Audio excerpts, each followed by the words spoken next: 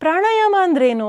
ನಾವು ಸಾಮಾನ್ಯವಾಗಿ ಈಗ ಯೋಗ ಕ್ಲಾಸ್ಗಳಿಗೆ ಹೋದಾಗ ಅಥವಾ ಯೋಗ ಕಲಿತೀನಿ ಅಂತ ಹೇಳ್ಕೊಂಡು ಯಾವುದೋ ಒಂದಷ್ಟು ಉಸಿರಾಟಗಳನ್ನ, ವೇರಿಯೇಷನ್ ಅನ್ನ, ಬ್ರೀದಿಂಗ್ ಎಕ್ಸರ್ಸೈಸ್ ಗಳನ್ನ ಮಾಡ್ಕೊಂಡು ಪ್ರಾಣಾಯಾಮ ಅಂತ ಹೇಳ್ತೀವಿ. ಆದ್ರೆ ಶಾಸ್ತ್ರೀಯವಾಗಿ ಪ್ರಾಣಾಯಾಮ ಹಾಗಿಲ್ಲ. ಮನಸ್ಸು ಯಾವಾಗ್ಲೂ ಚಂಚಲವಾಗಿರುವಂತದ್ದು.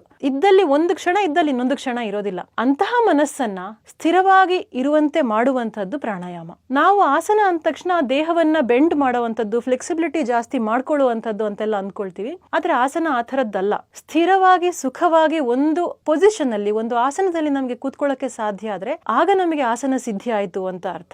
ಮಾಯೆಗೆ ಸಮನಾದ ಬಂಧನ ಇಲ್ಲ.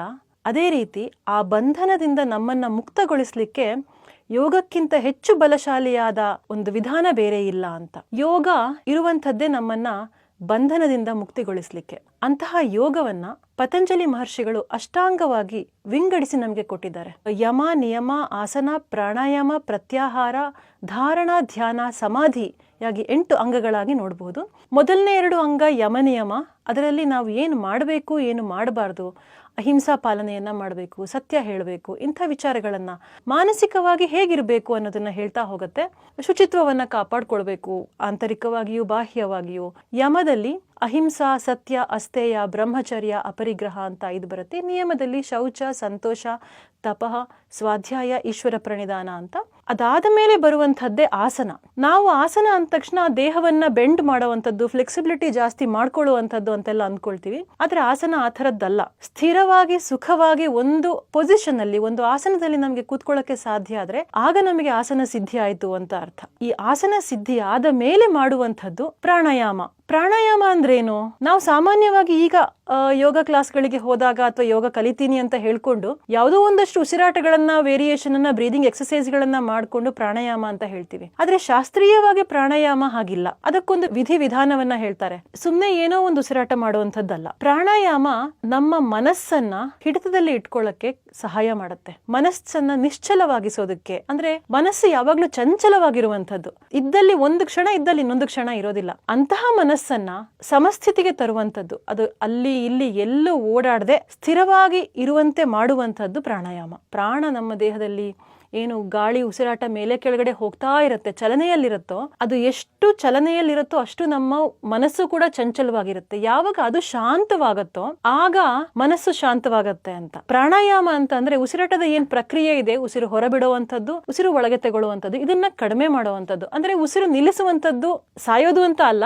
ಆದ್ರೆ ಉಸಿರಾಟಕ್ಕೆ ಒಂದು ನಿಧಾನ ಗತಿಯನ್ನ ಕೊಟ್ಟು ಕುಂಭಕ ಅಂತ ಒಂದು ಅಭ್ಯಾಸ ಇದೆ. ಉಸಿರನ್ನ ಒಳಗೆ ಇಟ್ಕೊಂಡು ಹಿಡಿದಿಟ್ಕೊಳ್ಳುವಂಥದ್ದು. ಅದೇ ರೀತಿ ಉಸಿರನ್ನ ಹೊರ ಹಾಕಿದ ಮೇಲೆ ಉಸಿರು ತೆಗೆದುಕೊಳ್ಳದೆ ಹಾಗೆ ಇರುವಂತದ್ದು ಒಂದಷ್ಟು ಕಾಲ. ಇದಕ್ಕೆ ಕುಂಭಕ ಅಂತ ಅಭ್ಯಾಸ ಅಂತ ಹೇಳ್ತಾರೆ. ಈ ಅಭ್ಯಾಸದಿಂದ ನಾವು ಮನಸ್ಸನ್ನ ಹಿಡಿತದಲ್ಲಿ ಇಟ್ಕೊಳ್ಬಹುದು. ಶಾಸ್ತ್ರೀಯವಾಗಿ 8 ಪ್ರಾಣಾಯಾಮಗಳನ್ನ ಹೇಳಿದ್ದಾರೆ. ಶಾಸ್ತ್ರೀಯ ಗ್ರಂಥಗಳನ್ನ ನೋಡಿದ್ರೆ 8 ರೀತಿಯ ಅಭ್ಯಾಸಗಳನ್ನ ಹೇಳಿದ್ದಾರೆ. ನಾವೀಗ ಸಾಮಾನ್ಯವಾಗಿ ತುಂಬಾ ವಿವಿಧ ಹೊಸ ಹೊಸ ಹೆಸರುಗಳ ಪ್ರಾಣಾಯಾಮಗಳನ್ನ ಕೇಳ್ತೀವಿ. ಆದ್ರೆ ಶಾಸ್ತ್ರೀಯವಾಗಿ ಇರುವಂತದ್ದು ಕೇವಲ 8 ಅಭ್ಯಾಸಗಳು. ಸೂರ್ಯಭೇದನ, ಶೀತ್ಕಾರಿ, ಶೀತಲಿ, ಭಸ್ತ್ರಿಕಾ, ಉಜ್ಜಾಯಿ, ಮೂರ್ಛಾ ಮತ್ತೆ ಪ್ಲಾವಿನಿ ಅಂತ ಇದಿಷ್ಟು 8 ಪ್ರಾಣಾಯಾಮಗಳನ್ನ ಶಾಸ್ತ್ರೀಯ ಗ್ರಂಥಗಳಲ್ಲಿ ಹೇಳಿದ್ದಾರೆ. ಅದೆಲ್ಲಕ್ಕಿಂತ ಆದಿಯಲ್ಲಿ, ಪೂರ್ವದಲ್ಲಿ ನಾಡಿ ಶೋಧನವನ್ನ ಮಾಡ್ಕೊಳ್ಬೇಕು ಅಂತ ಶಾಸ್ತ್ರೀಯ ಗ್ರಂಥಗಳು ಹೇಳುತ್ತೆ. ಏನು ಹಾಗಂದ್ರೆ, ಅಂದ್ರೆ ನಮ್ಮ ದೇಹದಲ್ಲಿ ನಾಡಿಗಳಿರುತ್ತೆ. ನಾಡಿಯಲ್ಲಿ ಪ್ರಾಣದ ಸಂಚಲನ ಆಗ್ತಿರತ್ತೆ.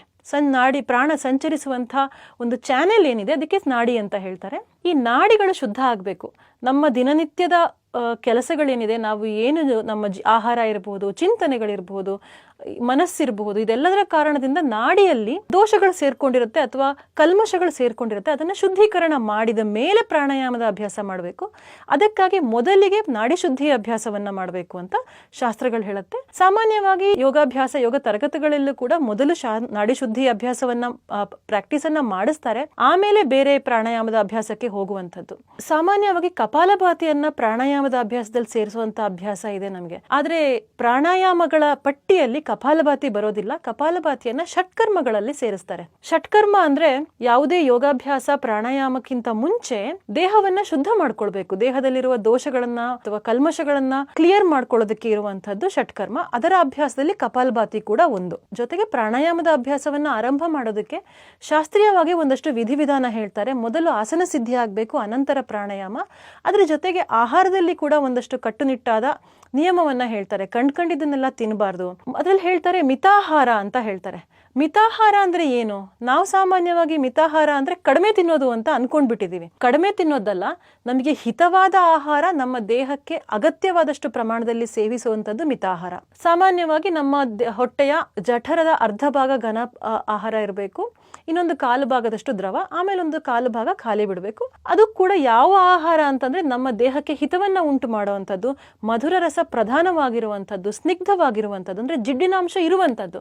ನಾವೀಗೇನು ಮಾಡ್ತೀವಿ, ಯೋಗಿಕ್ ಡಯಟ್ ಅಂತ ಹೇಳ್ಬಿಟ್ಟು ಫ್ಯಾಟ್ ಲೆಸ್ ಆಗಿರುವಂಥದ್ದು, ಹಾಲಿನ ಉತ್ಪನ್ನಗಳನ್ನು, ಗವ್ಯ ಉತ್ಪನ್ನಗಳನ್ನು ತಿನ್ನದೇ ಇರುವಂಥದ್ದು, ಎಣ್ಣೆ ಅಂಶವನ್ನು ತಿನ್ನದೇ ಇರುವಂಥದ್ದು, ಇಂಥದ್ದೆಲ್ಲ ಅಭ್ಯಾಸಗಳನ್ನು ರೂಢಿಸ್ಕೊಂಡು ಬಿಟ್ಟಿದ್ದೀವಿ. ಅಥವಾ ಸಲಾಡ್ಗಳನ್ನು ಜಾಸ್ತಿ ತಿನ್ನುವಂಥದ್ದು. ಯೋಗಶಾಸ್ತ್ರ ಇದನ್ನು ಯಾವುದನ್ನು ಹೇಳೋದಿಲ್ಲ. ಹಾಲು, ತುಪ್ಪ ಇದರ ಬಳಕೆಯನ್ನ ಮಾಡಲೇಬೇಕು ಯೋಗಾಭ್ಯಾಸ ಮಾಡುವವರು ಅಂತ ಯೋಗಶಾಸ್ತ್ರ ಹೇಳುತ್ತೆ.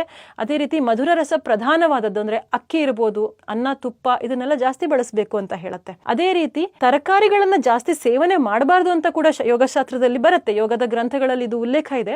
ಜಾಸ್ತಿ ತರಕಾರಿ ಸೇವನೆ ಮಾಡೋದು ಕೂಡ, ಅಥವಾ ಹುಳಿ, ಖಾರ, ಕಹಿ ಇಂತಹ ರಸಗಳು ಪ್ರಧಾನವಾಗಿರುವಂತಹ ಆಹಾರವನ್ನು ಕೂಡ ಸೇವನೆ ಮಾಡಬಾರದು ಅಂತ ಯೋಗದ ಗ್ರಂಥಗಳಲ್ಲಿ ಉಲ್ಲೇಖ ಇದೆ. ಪ್ರಾಣಾಯಾಮದ ಅಭ್ಯಾಸವನ್ನ ಹೇಗೆ ಮಾಡಬೇಕು ಅಂತ ಅಂದ್ರೆ, ಒಂದೊಂದು ಪ್ರಾಣಾಯಾಮಕ್ಕೂ ಬೇರೆ ಬೇರೆ ವಿಧಿ ಇದೆ, ಬೇರೆ ಬೇರೆ ಕ್ರಮ ಇದೆ. ಅದನ್ನ ಗುರು ಮುಖೇನ ಕಲ್ತ್ಕೊಂಡು ಮಾಡಬೇಕು. ಯಾವುದೇ ವಿಡಿಯೋ ನೋಡ್ಕೊಂಡು ಮಾಡುವಂಥದ್ದು, ಪುಸ್ತಕವನ್ನು ನೋಡ್ಕೊಂಡು ಮಾಡುವಂಥದ್ದು ಬೇಡ. ಅದೇ ರೀತಿ ಅದರ ಅಭ್ಯಾಸವನ್ನ ನಿಧಾನವಾಗಿ ಮಾಡಬೇಕು. ಅಥವಾ ಉದಾಹರಣೆಗೆ ಭಸ್ತ್ರಿಕಾ, ಅದನ್ನ ಫಾಸ್ಟ್ ಆಗಿ ಮಾಡುವಂಥದ್ದು ಇರುತ್ತೆ. ಶಾಸ್ತ್ರೀಯವಾಗಿ ಯಾವ ರೀತಿ ಅಭ್ಯಾಸವನ್ನ ಹೇಳಿದ್ದಾರೆ ಆ ರೀತಿಯಲ್ಲಿ ನಾವು ಅಭ್ಯಾಸವನ್ನ ಮಾಡಿದ್ರೆ ಅಲ್ಲಿ ಹೇಳಿರುವಂತಹ ಫಲಗಳನ್ನ ಕೂಡ ನಾವು ಪಡ್ಕೊಳ್ಬಹುದು. ಅದು ಬಿಟ್ಟು ನಮಗೆ ಮನಸ್ಸಿಗೆ ಕಂಡಂತೆ ಏನೇನೋ ಮಾಡ್ತಾ ಹೋದ್ರೆ ಆ ಪರಿಣಾಮಗಳು ಆಗೋದಿಲ್ಲ ಮಾತ್ರ ಅಲ್ಲ, ದುಷ್ಪರಿಣಾಮಗಳು ಕೂಡ ಆಗತ್ತೆ. ಉದಾಹರಣೆಗೆ ಹೊಟ್ಟೆ ತುಂಬಾ ಊಟ ಮಾಡ್ಕೊಂಡು ನಾನು ಪ್ರಾಣಾಯಾಮ ಮಾಡ್ತೀನಿ ಅಂದ್ರೆ ಖಂಡಿತ ಸಾಧ್ಯ ಇಲ್ಲ. ಒಂದು ಖಾಲಿ ಹೊಟ್ಟೆಯಲ್ಲಿ ಇರಬೇಕು. ಪ್ರಿಫರೇಬಲಿ ಬೆಳಗಿನ ಜಾವ, ಹೊಟ್ಟೆ ಖಾಲಿ ಇರುತ್ತೆ, ರಾತ್ರಿ ಊಟ ಮಾಡಿದ್ದು ಜೀರ್ಣ ಆಗಿರುತ್ತೆ, ಮಲವಿಸರ್ಜನೆ ಆದ್ಮೇಲೆ, ಸ್ನಾನ ಎಲ್ಲ ಆದ್ಮೇಲೆ ಈ ಅಭ್ಯಾಸವನ್ನ ಮಾಡಬೇಕು. ಇಲ್ಲ ನನಗೆ ಬೆಳಗ್ಗೆ ಆಗೋದಿಲ್ಲ, ಸಂಜೆನೆ ಮಾಡ್ತೀನಿ ಅಂತ ಆದ್ರೆ ಅವಾಗ್ಲೂ ಕೂಡ ಊಟ ಆಗಿ 4-5 ತಾಸು ಕಳೆದಿರಬೇಕು, ಜೀರ್ಣ ಪ್ರಕ್ರಿಯೆ ಆಲ್ಮೋಸ್ಟ್ ಮುಗಿದಿರಬೇಕು, ಆಮೇಲೆ ಈ ಅಭ್ಯಾಸಗಳನ್ನ ನಾವು ಮಾಡಬಹುದು. ಪ್ರಾಣಾಯಾಮದ ಬೆನಿಫಿಟ್ಸ್ ಏನು, ಲಾಭಗಳೇನು ನಾವು ಮಾಡೋದ್ರಿಂದ ಅಂತ ಅಂದ್ರೆ, ಕೆಲವೊಂದು ಅಭ್ಯಾಸದಲ್ಲಿ ವಾತದೋಷ ಕಡಿಮೆ ಆಗುತ್ತೆ. ಅಂದ್ರೆ ವಾತದೋಷದಿಂದ ಉಂಟಾಗುವಂತಹ ರೋಗಗಳು ಕಡಿಮೆ ಆಗುತ್ತೆ, ಪಿತ್ತದೋಷದಿಂದ ಉಂಟಾಗುವ ರೋಗಗಳು ಕಡಿಮೆ ಆಗುತ್ತೆ, ಕೆಲವೊಂದು ಅಭ್ಯಾಸದಿಂದ ಜ್ವರದಂತಹ ಸಮಸ್ಯೆಗಳು ಕಡಿಮೆ ಆಗುತ್ತೆ, ಜಠರಕ್ಕೆ ಸಂಬಂಧಪಟ್ಟ, ಜೀರ್ಣಾಂಗ ವ್ಯೂಹಕ್ಕೆ ಸಂಬಂಧಪಟ್ಟ ರೋಗಗಳು ಕಡಿಮೆ ಆಗುತ್ತೆ. ಇದೆಲ್ಲ ಉಲ್ಲೇಖಗಳಿದೆ. ಅದ್ರ ಜೊತೆಗೆ ಅಗ್ನಿ ವೃದ್ಧಿ ಆಗತ್ತೆ, ನಮ್ಮ ಜೀರ್ಣ ಶಕ್ತಿ ವೃದ್ಧಿ ಆಗತ್ತೆ. ಇದೆಲ್ಲವನ್ನ ಶಾಸ್ತ್ರೀಯವಾಗಿ ಹೇಳಿದ್ದಾರೆ. ಡಯಾಬಿಟಿಸ್ ಆಗಿರ್ಬೋದು, ಅಸ್ತಮಾ ಅಥವಾ ಬ್ರಾಂಕೈಟಿಸ್ ನಂತಹ ಶ್ವಾಸಕೋಶದ ಸಮಸ್ಯೆಗಳು, ಅಧಿಕ ರಕ್ತದೊತ್ತಡ ಆಗಿರಬಹುದು, ಅಥವಾ ಮೈಕೈ ನೋವು ಬರುವಂಥದ್ದು, ಅಥವಾ ಮಹಿಳೆಯರಲ್ಲಿ ಮುಟ್ಟಿನ ಸಮಸ್ಯೆ ಇರಬಹುದು, ಮೆದುಳಿಗೆ ಸಂಬಂಧಪಟ್ಟ ಸಮಸ್ಯೆ, ನರರೋಗಗಳಿಗಿರಬಹುದು, ಇದೆಲ್ಲದರಲ್ಲೂ ಕೂಡ ಪ್ರಾಣಾಯಾಮದ ಅಭ್ಯಾಸ ತುಂಬಾ ಪರಿಣಾಮಕಾರಿಯಾಗಿ ಕೆಲಸ ಮಾಡುತ್ತೆ. ಇತ್ತೀಚೆಗೆ ತುಂಬಾ ನಮಗೆ ಕಾಡ್ತಾ ಇರೋದು ಸ್ಟ್ರೆಸ್ ಮತ್ತೆ ಆಂಗ್ಸೈಟಿ. ಇದಕ್ಕೆ ಅತ್ಯಂತ ಪರಿಣಾಮಕಾರಿ ಚಿಕಿತ್ಸೆಗಳಲ್ಲಿ ಒಂದು ಅಂತ ಅಂದ್ರೆ ಅದು ಪ್ರಾಣಾಯಾಮದ ಅಭ್ಯಾಸ. ಹಲವಾರು ಪೇಷಂಟ್ಸ್ಗಳಲ್ಲಿ, ನನ್ನ ಪೇಷಂಟ್ಸ್ಗಳಲ್ಲೇ ಆಗಿರ್ಬೋದು ಅಥವಾ ಯಾವುದೇ ಯೋಗ ಚಿಕಿತ್ಸಕರ ಪೇಷಂಟ್ಸ್ ಅವರ ಬಳಿ ಬಂದವರಲ್ಲಿ ನಾವು ನೋಡಿದ್ರೆ ಪ್ರಾಣಾಯಾಮದ ಅಭ್ಯಾಸ ತುಂಬಾ ಪರಿಣಾಮಕಾರಿಯಾಗಿ ಕೆಲಸ ಮಾಡುತ್ತೆ. ಈಗ ನನಗೆ ತುಂಬಾ ಸುಸ್ತಾಗಿದೆ ಅಥವಾ ತುಂಬಾ ಸ್ಟ್ರೆಸ್ ಆಗ್ತಿದೆ ಅಂತಂದ್ರೆ 5 ನಿಮಿಷ ಕೂತ್ಕೊಂಡು ನಿಧಾನವಾಗಿ ಉಸಿರಾಡಿದ್ರೆ ಕೂಡ ಸಾಕು. ನೀವು ಇದನ್ನ ಮಾಡಿ ನೋಡ್ಬೋದು. ಪ್ರಾಣಾಯಾಮಕ್ಕಿಂತ ಮುಂಚೆ ಸುಮ್ಮನೆ ಸಮಾಧಾನವಾಗಿ ಕೂತು ಉಸಿರಾಟವನ್ನ ಆಡಿದ್ರೆ, ಅಂದ್ರೆ ಉಸಿರಿನ ಗತಿ ನಿಧಾನ ಆದಷ್ಟು ಮನಸ್ಸಿನ ಚಾಂಚಲ್ಯ ಕಡಿಮೆ ಆಗುತ್ತೆ. ಇದನ್ನೇ ಪತಂಜಲಿ ಮಹರ್ಷಿಗಳು ತುಂಬಾ ಚೆನ್ನಾಗಿ ಹೇಳ್ತಾರೆ. ಪ್ರಾಣಾಯಾಮದಿಂದ ಏನ್ ಲಾಭ ಆಗತ್ತೆ ಅಂದ್ರೆ ವಿವೇಕ ಜ್ಞಾನ ಸಿಗತ್ತೆ ಅಂತ ಹೇಳ್ತಾರೆ. ವಿವೇಕ ಜ್ಞಾನ ಅಂದ್ರೆ ಏನು? ನಮ್ಮ ಮನಸ್ಸು ಪ್ರಶಾಂತ ಆಗತ್ತೆ. ವಿವೇಕ ಅಂದ್ರೆ ಯಾವುದು ಸರಿ, ಯಾವುದು ತಪ್ಪು, ಏನು ಮಾಡಬೇಕು, ಏನು ಮಾಡಬಾರ್ದು ಅನ್ನುವಂಥ ಸ್ಪಷ್ಟತೆ, ಇದಕ್ಕೆ ವಿವೇಕ ಅಂತ ಹೇಳ್ತೀವಿ ನಾವು. ವಿವೇಕ ಜ್ಞಾನ ಲಭಿಸುತ್ತೆ ಅಂತ. ಅದೊಂಥರ ಬೂದಿ ಮುಚ್ಚಿದ ಕೆಂಡದ ತರ ಇರತ್ತೆ. ನಾವು ಹಲವಾರು ಕಾರಣಗಳಿಂದ ನಮಗೆ ಆ ವಿವೇಕ ಕಳ್ಕೊಂಡಿರ್ತೀವಿ. ತಕ್ಷಣ ಸಿಟ್ಟು ಬಂದು ಏನೋ ಒಂದು ತೀರ್ಮಾನ ತಗೊಂಡು ಏನೋ ಒಂದು ಮಾಡಿಬಿಡ್ತೀವಿ. ಅದರ ಪರಿಣಾಮ ಕೆಟ್ಟದಾಗಿರುತ್ತೆ, ದುಷ್ಪರಿಣಾಮವನ್ನು ಬೀರುತ್ತೆ. ಆ ಕ್ಷಣದಲ್ಲಿ ನಾವು ಅದನ್ನು ಚಿಂತನೆ ಮಾಡೋದಿಲ್ಲ. ಆದರೆ ಮನಸ್ಸು ಶಾಂತವಾಗಿದ್ರೆ ನಾವು ಅದನ್ನೆಲ್ಲ ಯೋಚನೆ ಮಾಡಬಹುದು. ಅಂತಹ ವಿವೇಕ ಜ್ಞಾನವನ್ನ ಪ್ರಾಣಾಯಾಮ ಕೊಡುತ್ತೆ ಅಂತ ಹೇಳ್ತಾರೆ. ಯೋಗಾಭ್ಯಾಸದಿಂದ, ಯೋಗ ಸಾಧನೆಯಿಂದ, ಪ್ರಾಣಾಯಾಮದ ಅಭ್ಯಾಸದಿಂದ ಉಸಿರಾಟದ ಗತಿಯನ್ನ ನಿಧಾನಗೊಳಿಸೋದ್ರಿಂದ ಮನಸ್ಸು ಚಾಂಚಲ್ಯವನ್ನ ಕಡಿಮೆ ಮಾಡ್ಕೊಳ್ಳುತ್ತೆ. ಅದರಿಂದ ನಮಗೆ ಎಲ್ಲವೂ ಕೂಡ ಸ್ಪಷ್ಟವಾಗಿ ಕಾಣುತ್ತೆ. ಸಮಸ್ಯೆಯನ್ನ ಪರಿಹಾರ ಮಾಡಬಹುದು. ನಮ್ಗೆ ಯಾವುದೇ ಸಮಸ್ಯೆ ಇದ್ರೂ ಟೆನ್ಷನ್ ಅಲ್ಲಿ ಇದ್ದಾಗ ಸಾಲ್ವ್ ಮಾಡೋಕ್ಕಾಗಲ್ಲ. 1-2 ದಿನ ಬಿಟ್ಟು ನಿಧಾನವಾಗಿ ಯೋಚನೆ ಮಾಡಿದಾಗ ಸಮಸ್ಯೆಗೆ ಪರಿಹಾರಗಳು ಕಾಣಿಸುತ್ತೆ. ಇದು ಕೂಡ ಹಾಗೆ. ಮನಸ್ಸಿನ ಸ್ವಾಸ್ಥ್ಯಕ್ಕೆ, ದೇಹದ ಸ್ವಾಸ್ಥ್ಯಕ್ಕೆ ಯೋಗಾಭ್ಯಾಸದ ಅಗತ್ಯ ತುಂಬಾ ಇದೆ. ಯೋಗವನ್ನ ಶಾಸ್ತ್ರೀಯವಾಗಿ ಗುರುಮುಖೇನ ಕಲಿತು ಅಭ್ಯಾಸ ಮಾಡೋಣ. ವೈಯಕ್ತಿಕ ಉದ್ಧಾರಕ್ಕೂ ಕೂಡ, ಅದೇ ರೀತಿ ಸಾಮಾಜಿಕ ಒಳಿತಿಗಾಗಿ ಕೂಡ ಇದು ಎಲ್ಲ ರೀತಿಯಿಂದ ಮುಖ್ಯವಾದದ್ದು.